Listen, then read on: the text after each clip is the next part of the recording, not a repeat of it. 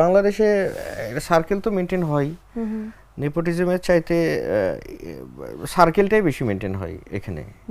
না আমি এটা একটা ডিফারেন্ট কাইন্ড অফ নেপোটিজম, তাই না? আমি এটাকে না যে যেভাবে বলুক আমি না খুব মানে খুব স্বাভাবিকভাবেই নিই। এটা একটা যুদ্ধক্ষেত্র, যদিও শিল্প বলি, এটা কিন্তু আসলে যুদ্ধক্ষেত্র। আমি যখন কাজ করব আমি তো চাইবই আমার সারাউন্ডিংয়ে আমার অ্যারিনার লোকজন থাকুক, যেটাতে আমি আমার কাজটা ঠিকঠাক মতো বের করে আমি বের হয়ে চলে আসবো। তো আমিও অ্যারিনাতে ঢুকবো কেন, কি করে ঢুকবো? আমি তো আমার পারফরমেন্স নিয়ে আরেক জায়গা থেকে আমাকে ঢুকতে হবে। কেউ আমার জন্য জায়গা খুলে দেবে না, এবং এখন পর্যন্ত দেয়ওনি। আমার কিন্তু স্ট্রাগলটা শুরুতে একদমই আমার স্ট্রাগল মানে সিটি বাসে ওই একটি সিন করে ধরেন তথাকথিত হিট।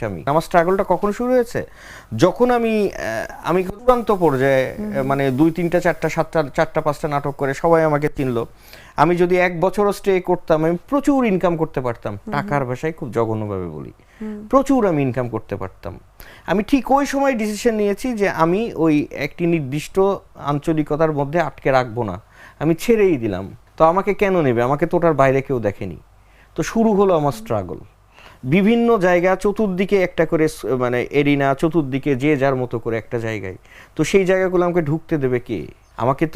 আমি তো যেহেতু একদম মফস্বল থেকে উঠে আসা ছেলে, আমার বড় ভাই টুর ভাই পরিচিতি বা ঢাকায়ও না, কে আমাকে চেনে? আর ওই সময় চাকরি করতাম, চাকরি করতে করতে অ্যাক্টিং করেছি, খুব বেশি যাতায়াতও আমার ছিল না। তো আমার স্ট্রাগলটা হচ্ছে আমার পারফরমেন্স করে করে বিভিন্ন জায়গায় আমাকে ঢুকতে হয়েছে। ছেড়ে দিই, যেহেতু চাকরিরও একটা অপশন ছিল না, চাকরি ছেড়ে দিই মানে করোনার যখন সিচুয়েশন হলো, এই করোনার সময় একটা জিনিস আমি পজিটিভলি দেখি, করোনা আমাকে অনেক বেশি চেঞ্জ ভেতরে আত্মিক একটা বোধ এনেছে, যেটার কারণে আমার পারফরমেন্সও মনে হয় আগের চাইতে একটু বেটার হয়।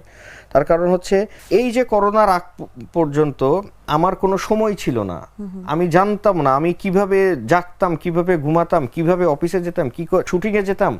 আমি নিজের জন্য এতটুকু কোনো সময় দিতে পারিনি। আমার দেখাটা কমে গিয়েছিল, আমার পড়াটা কমে গিয়েছিল। এই যে করোনার একটা পিরিয়ড যেখানে আমি বাসার মধ্যে ছিলাম, আমার বেবিটা তখন হলো, ছোট বেবিটা, ওকে নিয়েছিলাম। তো ওই সময় আমি প্রচুর দেখতাম, প্রচুর আমি মুভি দেখা শুরু করলাম, প্রচুর।